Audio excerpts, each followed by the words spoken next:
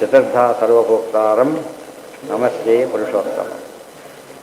ಯಾವುದಾಯ್ತೀಗ? ಹಾಂ, ಈಗ ಸೃಷ್ಟಿ ಇಲ್ಲಿಂದ ಪ್ರಶ್ನೆ ಬಂದಿದೆ. ಸೃಷ್ಟಿಯ ಉದ್ದೇಶ ಅದ್ರ ಬಗ್ಗೆ ಆಚಾರ್ಯ ಭಾಷ್ಯ ಬರೀತಾರೆ. ತಸ್ಯಾಪಿ ವಿಷ್ಣು ಸೃಷ್ಟಿ ದೊಡ್ಡ ಭಾಷೆ ಇದೆ. ತಾಂ ಸೃಷ್ಟಿಂ ಬಹುಧಾ ಪ್ರಾಹು ಜ್ಞಾನಿನೋ ಅಜ್ಞಾನಿನಸ್ತತ. ಸೃಷ್ಟಿ ಬಗ್ಗೆ ಮಾತಾಡೋರಲ್ಲಿ ಇಬ್ಬರು ಇದ್ದಾರೆ. ಜ್ಞಾನಿಗಳಿದ್ದಾರೆ, ಅಜ್ಞಾನಿಗಳು ಇದ್ದಾರೆ.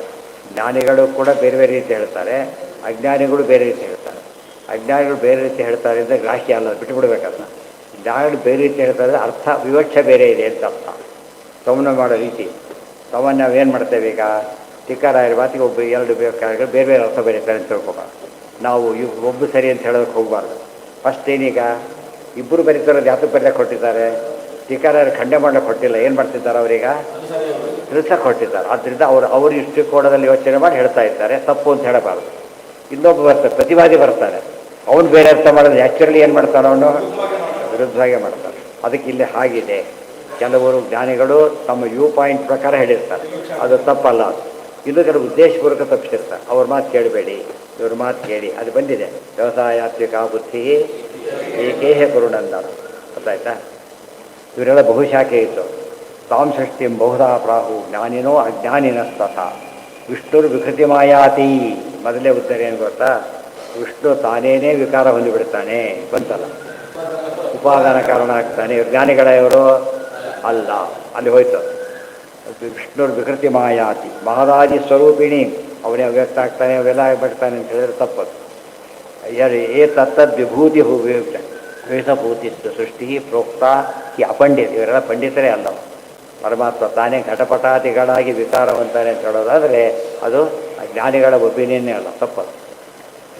ಇನ್ನೂ ಕೆಲವರು ಇರ್ತಾರೆ, ಸ್ವಪ್ನ ಮಾಯಾ ಸ್ವರೂಪಾಂಚ ಕೇಚಿತ್ ಅಜ್ಞಾಜನಾವಿನು. ಸ್ವಪ್ನ ಇದ್ದಾಗ ಇವೆಲ್ಲ ಕೂಡ ಅಂದೇನೋ ಸುಳ್ಳು ಅಂತ ಅರ್ಥ. ಅವ್ರ ಪ್ರಕಾರ ಸ್ವಪ್ನ ಅಂತ ಕರೆದ ಅದು ಸುಳ್ಳು ಅಂತ ಅರ್ಥ ಮಾಡೋದು. ಇದು ತಪ್ಪೆ. ಮೊದಲೇದೇನೋ ವಿಕಾರ ಹೊಂದೋದು. ಇದು ಮೊದಲನೇದು ಏನಂತಾರೆ? ಪರಿಣಾಮವಾದ. ಎರಡನೇದೇನು ಗೊತ್ತಾ? ಇದು ವಿವರ್ತವಾದ. ವಿವರ್ತವಾದ ಆದರೆ ಇದು ಒಂದು ಆರೋಪಿತ ಆದರೆ ಇರೋದೇ ಒಂದು, ಖಂಡಿತೇ ಒಂದು. ಅದು ಹಾಗಲ್ಲ, ಟ್ರಾನ್ಸ್ಫರ್ಮೇಷನ್ ಒಂದ ಇದು. ಅವರವ್ರ ವ್ಯೂ ಪ್ರಕಾರ ಕಾಣೋದಷ್ಟೇ. ಅವಿಕಾರಸ್ಥ ಚಿನ್ಮಾತ್ರ ಸ್ವೇಚ್ಛೆಯ. ಅವನೇನೋ ಅವಿಕಾರನೇ ಆದರೂ ಹೇಳ್ತಾರೆ, ಅದು ಸರಿಯಲ್ಲ. ಉತ್ಪತ್ತಿ ಅದು ಹೇಳ್ತಾರೆ, ಅಲ್ಲಿಬ್ಬರು ತಪ್ಪು ಹೇಳ್ತಿದ್ದೀರಿ. ಪರಮಾತ್ಮ ಎಲ್ಲಿ ತಾನೇ ಬೇರೆ ರೂಪ ತಗೊಂಡ ಅಂತ ಹೇಳ್ತಾರೋ, ಸನ್ನಿಧಾನ ಇಟ್ಟ ಅಂತ ಅರ್ಥನೇ ಹೊರತು ತಾನು ವಿಕಾರ ಹೊಂದ ಅಂತ ಅರ್ಥ ಮಾಡಿಕೊಡೋದು. ಇದು ಜ್ಞಾನಿಗಳು ಹೇಳೋ ಮಾತು. ಅದೇ ಒಂದೇ ವಿಷಯನೇ ನಾವು ಹೇಳ್ತೇವೆ. ವೇದವ್ಯಾಸರು ಹೇಳ್ತಾರೆ, ಸ್ವಪ್ನದಂತೆ ಏನು ತಿಳ್ಕೊಡಿ ಅಂತೇಳಿ. ಇವನು ಸ್ವಪ್ನದಂತೆ ತಿಳ್ಕೊಬೇಡಿ ಅಂತ ಹೇಳ್ತಾರೆ. ಗೊತ್ತಾಯ್ತಾ? ಸ್ವಪ್ನದಂತೆ ತಿಳ್ಕೊಡಿ ಅಂತ ಹೇಳಿದ್ದಾರೆ. ಸಂಧೇ ಸೃಷ್ಟಿರಾಹಿ, ಅಲ್ಲಿ ಸ್ವಪ್ನದ ಸೃಷ್ಟಿ ಸತ್ಯ ಸೃಷ್ಟಿ ಅಂತ ಅಲ್ಲಿ ಹೇಳಿದ್ದಾರೆ. ಈ ಬೌದ್ಧರ ಖಂಡನೆ ಮಾಡಬೇಕಾದ್ರೆ ವೈಧಾರಿಕ ವ್ಯಾಖ್ಯಾನ ಸ್ವಪ್ನಾಧಿಪತ, ಸ್ವಪ್ನ ಇದ್ದಾಗಲ್ಲ ಜಗತ್ತು ಅಂತ ಹೇಳ್ತಾರೆ. ಗೊತ್ತಾಯ್ತಾ? ಇಲ್ಲಿ ಪಾಯಿಂಟ್ ಬೇರೆ, ಅಲ್ಲಿ ಪಾಯಿಂಟ್ ಬೇರೆ. ಒಂದೇ ಮಾತನ್ನೇ, ಸ್ವಪ್ನದಂತೆ ತಿಳ್ಕೊಬೇಡಿ. ಇಲ್ಲಿ ಅರ್ಥ ಏನೊಂದು, ಇಬ್ಬರು ಸ್ವಪ್ನ ಪ್ರಕಾರ ಅರ್ಥ ಏನು? ಸ್ವಪ್ನ ಸುಳ್ಳು ಹೇಳ್ತಾರೆ, ಹಾಗೆ ಹೇಳಬಾರ್ದು. ಅಲ್ಲಿ ತಾನೇ ಆಗಿಲ್ಲ, ಹೊರಗಿನ ವಸ್ತು ಅದಲ್ಲ, ಒಳಗಿಂದ ಬೇರೆ ಇದೆ, ಅದು ಕಾಣಿಸ್ತು, ಅದು ಅರ್ಥ. ಆ ಅರ್ಥದಲ್ಲಿ ಸತ್ಯ, ಈ ಅರ್ಥದಲ್ಲಿ ಸುಳ್ಳು, ಎರಡೂ ಸರಿಯಿದೆ. ಅದಕ್ಕೆ ಪಂಡಿತರು ಹೇಳಿದಾಗ ಅರ್ಥ ಮಾಡ್ಕೊಳ್ಳೋ ರೀತಿ ಬೇರೆ ಆಗಬೇಕು.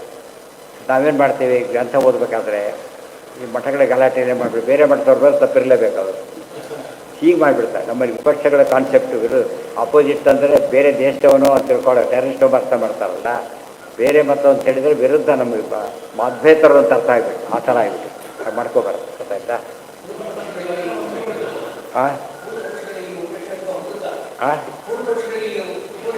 ಅದೇ ಹೇಳ್ತಿರೋದು, ಅದೇ ಹೇಳ್ತೀಯ. ಹೌದು. ಅವಿಕಾರಸ್ಯ ಚಿನ್ಮಾತ್ರ ಸ್ವೇಚ್ಛೆಯೈವ ಅಖಿಲಂ ಜಗತ್ ಉತ್ಪತ್ತಿ ಪ್ರಾಜ್ಞಾ. ದೇವರೇ ಎಲ್ಲ ಸೃಷ್ಟಿ ಅಲ್ಲ, ದೇವರಿಂದನೇ ಎಲ್ಲ ಸೃಷ್ಟಿ. ಚೇಂಜ್ ಮಾಡ್ಕೊಂಡು ಸುಲಭ ಆಗೋದು. ಬ್ರಹ್ಮಾದವ ಅಖಿಲ ಪೂರ್ಣಶಕ್ತಿ ಕುತೋ ಮಾಯಾ. ಇಲ್ಲ, ಪರಮಾತ್ಮನೇ ಮಾಯ ಬಂದ್ಬಿಡುತ್ತೆ ಅಂತ ಹೇಳ್ತಾರಲ್ಲ, ಪೂರ್ಣಶಕ್ತಿ ಮಾಯ ಬರುತ್ತಾ?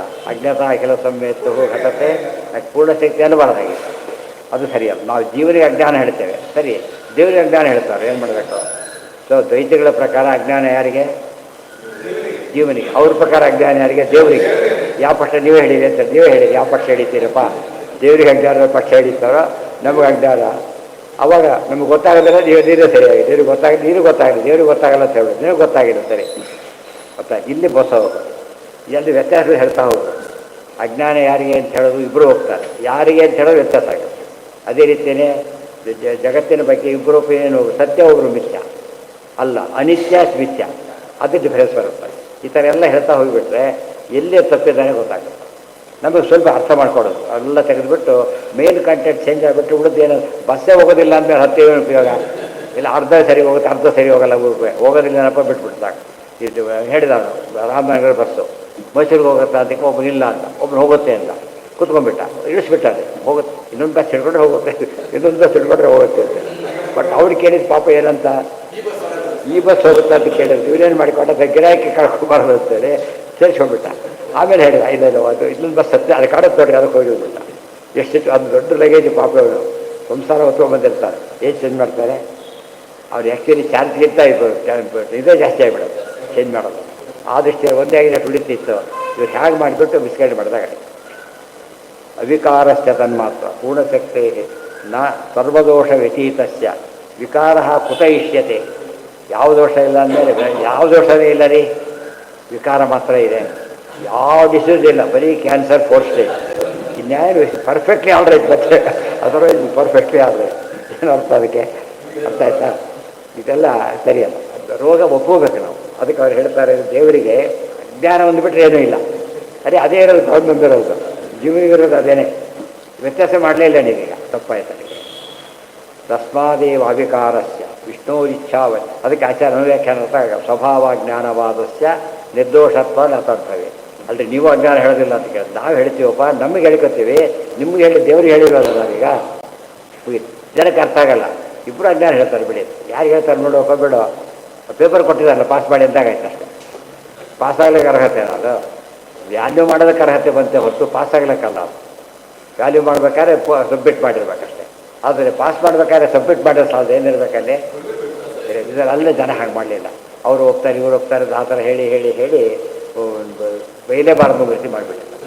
ವಿಮರ್ಶೆ ಮಾಡಬೇಕು, ನಿಂದೆ ಮಾಡಬಾರ್ದು, ಅದು ಒಪ್ಪಣ. ತಸ್ಮಾದೇವ ಅವಿಕಾರಸ್ಯ ವಿಷ್ಣು ಇಚ್ಛಾವಿಶಾಹಿದಂ ಯಥಾರ್ಥಮೇವ ಸಂಭೂತಂ ಇತಿ ವೇದವತಿ ಉಚ್ಯತಂ. ಆದ್ದರಿಂದ ಅದು ವಿಷ್ಣುವಿನ ಸೃಷ್ಟಿ, ಪರಮಾತ್ಮ ಯಾವ ವಿಕಾರಕ್ಕೂ ಒಳಗಾಗದೇನೆ ಯಥಾರ್ಥವಾಗಿದೆ, ಆ ವಸ್ತುಗಳ ಯೋಗ್ಯತೆ ತಕ್ಕಂತೆ ಸೃಷ್ಟಿ ಮಾಡಿದ್ದಾನೆ, ಯಾವ ಸಮಸ್ಯೆನೂ ಇಲ್ಲ. ಇದು ಸರಿಯಾದ ಅರ್ಥ. ಈ ರೀತಿ ತಿಳ್ಕೊಂಡಾಗ ನಿಜವಾಗಲೂ ಎಷ್ಟು ಸ್ಟ್ರೆಂತ್ ಇದೆ ಮೂಲ ವಾಕ್ಯಗಳಿಂದ ಗೊತ್ತಾಗುತ್ತೆ. ಈ ಯಾವಾಗಲೂ ಕೂಡ ಒಂದು ಸ್ವಾರಸ್ಯ ಹೀಗೆ ತಿಳ್ಕೊಳ್ಳಿ, ಒಬ್ಬರು ಏನೋ ಹೇಳ್ತಾರೆ, ಇವರು ಮಾತಾಡಿ ಏನೋ ಮೌನವ್ರತ ಮಾಡ್ತಿದ್ದಾರೆ, ಹೀಗೆ ಹೇಳುವಂತೆ ಕೊಟ್ಟಿದ್ದಾರೆ, ಅವ್ರು ಹೇಳ್ತಾರೆ, ಪಕ್ಕದಲ್ಲಿ ಕೇಳ್ತಿದ್ದಾರೆ, ಅವ್ರು ಇವ್ರು ಹೇಳಿದ್ದು ಕರೆಕ್ಟಾಗಿ ಹೇಳ್ಬಿಡ್ತಾರೆ. ಏನಾಗುತ್ತೆ ಅವರಿಗೆ, ಇವರಿಗೆ ಹೇಳ್ಕೊಟ್ಟವರಿಗೆ ಭಾಳ ಖುಷಿಯಾಗುತ್ತೆ. ಸರಿಯಾಗಿ ಹೇಳಿದ್ರು ನೋಡಿ, ಗುಡ್ ಅಂತ ಹೇಳ್ತಾರೆ. ದೇವತೆಗಳು ಕೇಳ್ತಾ ಇರ್ತಾರೆ, ಸರಿಯಾಗಿ ಹೇಳಿದ ತಕ್ಷಣ ಏನು ಮಾಡ್ತಾರೆ, ಮದುವೆ ಬಟ್ಟರೆ ಹೇಗೆ ಮಾಡ್ತಾಯಿದ್ರು, ಖುಷಿ ಪಟ್ಟು ಸರಿಯಾಗಿ ಹೇಳ್ತಾ ಇರ್ತಾರೆ. ತಮಗೆ ಗೊತ್ತಿಲ್ಲದ ಹೇಳ್ತಾರೆ ಅಲ್ಲ, ಸರಿಯಾಗಿ ಹೇಳ್ತಾರೆ ಆತಾರೆ. ಇನ್ನೊಬ್ರು ಇರ್ತಾರೆ, ಹಾಗೆ ಹೇಳಿಲ್ಲ ಮಾರ, ಹಾಗೆ ಹೇಳ್ಬೇಡ ಅಂತ ಹೇಳ್ತಾರೆ. ಗೊತ್ತಿಲ್ಲ ಏನು ಮಾಡ್ತಾರೆ, ನಾನು ಹೇಳಿಲ್ಲ ಹಾಗೆ ಅರ್ಥ ಬರೀತಿದ್ದೀರಿ, ಇವ್ರು ಹೇಳಿದಾಗ ತಲೆದೂಗ್ತಾ ಇರ್ತಾರೆ.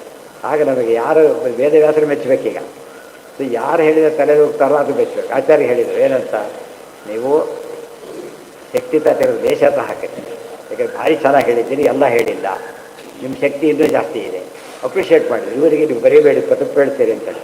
ಇದನ್ನು ನಾವೆಲ್ಲ ಅವರೇ ಹೇಳ್ಕೊಂಡಿದ್ದೀವಿ, ಅವರೇ ಹೇಳ್ಕೊತಾರಲ್ಲ.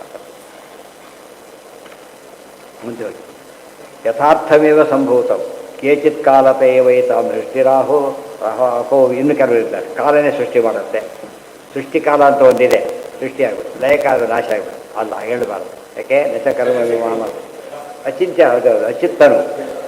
ಮುಂದೆ ಕೇಚಿತ್ ರುದ್ರಾತ್, ಇದಿಷ್ಟು ಮುಗೀತೀಗ. ಅದು ದೇವತೆ ಒಪ್ಪೋಣ, ಆದರೆ ದೇವರು ಮಾಡೋ ದೇವರೇ ಆಗೋದು ಮುಂದಿನ ಪ್ರಶ್ನೆ. ಇದು ಶ್ಲೋಕ ಓದಿಬಿಟ್ಟು ಹಿಸ್ಟ್ರಿ ಆಫ್ ಫಿಲಾಸಫಿ ಒಂದು ಪ್ರಶ್ನೆ. ಯಾರು ಏನು ಹೇಳ್ತಾರೆ ಯಾಕೆ ಖಂಡನೆ ಮಾಡಬೇಕು, ಮತಗಳ ವಿಚಾರ, ವಿಚಾರ, ಎಲ್ಲ ವಿಚಾರ ಬಂದಿದೆ. ದೇವರು ಎಲ್ಲ ಒಪ್ಪಿಟ್ಬಿಡ್ತಾರೆ, ಹೌದ್ರಿ ಕರೆಕ್ಟ್ ಹೇಳಿದ್ದೀರಿ, ಅಚೇತನಕ್ಕಿಲ್ಲ, ಶಕ್ತಿ ಇಲ್ಲ, ಅಸ್ವತಂತ್ರರಿಗಿಲ್ಲ, ಸ್ವತಂತ್ರ ರುದ್ರದೇವರೊಬ್ಬರೇ, ಇಲ್ಲಿ ಶುರುವಾಯಿತು. ವಿಷ್ಣು ಒಬ್ಬರೇ, ದುರ್ಗಾ ಒಬ್ಬರೇ, ಎಲ್ಲ ಗೊತ್ತಾಗಬೇಕು. ಅಲ್ಲಿ ಉತ್ತರ ಕೊಡಬೇಕು. ಮತ್ತೆ ಈಗ ಒಂದು ಸ್ಟೇಜಿಗೆ ಒಪ್ಪಿದ್ದಾಯಿತು, ಬೇರೆ ಏನು ಹೋಗ್ತಾ ಇಲ್ಲ, ಅದನ್ನ ಹೇಳ್ತಾರೆ.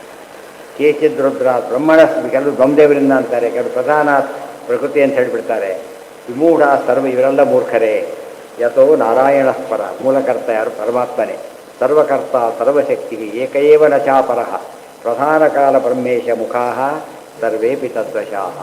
ಸರ್ವಕರ್ತ ಸರ್ವಶಕ್ತಿ ಏಕೈವ ನ ಚಾಪರಃ.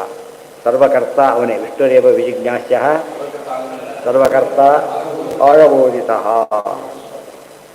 ಅಲ್ರಿ ನಾವು ರುದ್ರ ಅಂತೀವಿ, ವಿಷ್ಣು ಅಂತೀವಿ, ನಮ್ಮ ಪಾಡಿ ನಾವು ನಿಮ್ಮ ಪಾಡಿ ಯಾಕಿರಬಾರ್ದು ಅಂದರೆ ಇಲ್ಲ. ಯಾವ ವೇದದ ಆಧಾರಗಳು ಮಾತಾಡ್ತಿರಲ್ಲ ಆ ವೇದ ನೀವು ಮಾತಾಡ್ಲಿಕ್ಕೆ ಹೊರಟ್ರೆ ಅದು ವಿಷ್ಣುವಿಗೆ ಸಂಬಂಧಪಟ್ಟಿದ್ದು ಕರ್ತೃತ್ವ ಆಯ್ತೆ ಹೊರತು ಇವರಿಗಲ್ಲ. ಅದನ್ನು ಹೇಳಬೇಕು. ಟೆಕ್ಸ್ಟ್ ಕಾಮನ್ ಆಗಿದ್ದಾಗ ಅರ್ಥ ವ್ಯತ್ಯಾಸ ಆಗಿದೆ, ಅರ್ಥ ಸರಿ ತಿಳ್ಕೊಬೇಕಷ್ಟೆ. ಅಲ್ಲಿ ಬ್ರಹ್ಮ ಅಂತ ಕೆಲವು ಅರ್ಥ ಮಾಡ್ತೀರಿ, ಕೆಲವು ಇನ್ನೊಂದಂತ ಅರ್ಥ ಹೇಳ್ತಾರೆ. ಯಾವುದೂ ಇಲ್ಲ, ವಿಷ್ಣು ಭಾಷೆ ಅಂತ ಹೇಳಿಬಿಟ್ಟಿದ್ದಾರೆ. ತೇನವಿನ ತೃಣಬಬಿನ ಚಾರತಿ. ಒಂದು ಮುಗೀತು, ಇಷ್ಟು ಮುಗೀತೀಗ. ಸೃಷ್ಟಿ ಯಾರಿಂದ ಅಂತ ಪಾರ್ಟ್ ಎ. ಈಗ ಸೃಷ್ಟಿ ಯಾತಕ್ಕಾಗಿ ಮುಂದಿನ ಪ್ರಶ್ನೆ. ಈಗ ಸೃಷ್ಟಿ ಯಾತಕ್ಕಾಗಿ ಅದು ನಾಳೆ. ಯಾರಿಂದ ಅವನ ಪ್ರಶ್ನೆ ಉತ್ತರ ಸಿಕ್ತು, ಯಾತಕ್ಕಾಗಿ ಮಾಡ್ತಾನೆ ಎಂಬ ಮುಂದಿನ ಪ್ರಶ್ನೆ ಉತ್ತರ ಕೊಡ್ತಾರೆ. ನಾಳೆ ನೋಡಿದ್ರೆ ಗೊತ್ತಾಗ್ತದೆ. ಸರ್ವೇಂದ್ರಿಯ ಪ್ರೇರಕೇಣ ಶ್ರೀಪ್ರಾಣಪತಿ ನೀರಿತ ಯದವೋಚಮಯತಾಂ ಕಮಲಾಲಯ. ಹೌದು ಹೌದು, ಅದೇ ಹೇಳ್ತಿರೋದು. ಈಗ ಸಕಲ ಮತಗಳ ಇತಿಹಾಸ ಪೂರ್ತಿ ಹೇಳಿಬಿಡ್ತಾರೆ. ಆದರೆ ಇನ್ನು short and sweet, very simple.